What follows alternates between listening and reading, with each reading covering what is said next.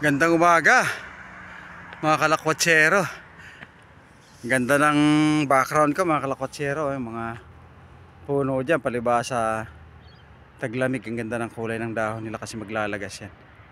Hinog na yung mga dahon niya kumbaga. Dito tayo sa dating spot mga kalakwatsero, sa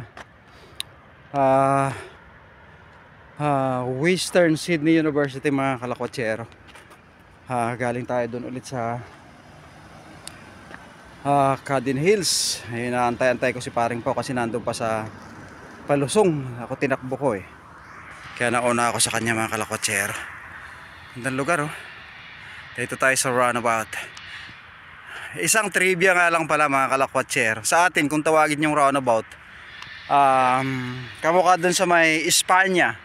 Mayroon tayo sa Espanya Rotonda, saka sa may Quezon Ave Rotonda tawag dito, naman ang tawag dito roundabout. Dito umiikot ang mga sasakyan. Sa atin kasi diyan sa Pilipinas, kahit sa highway umiikot sila, di ba?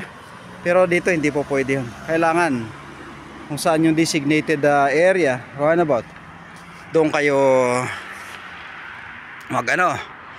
umikot, kumbaga. So yun, ang tawag dito ng rotonda, roundabout mga kalakwatsero.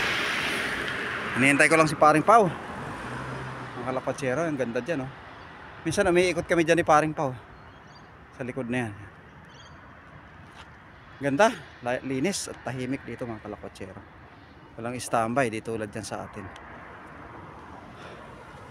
Yan kamukha nyan, umiikot tong sasakyan dito sa likod ko.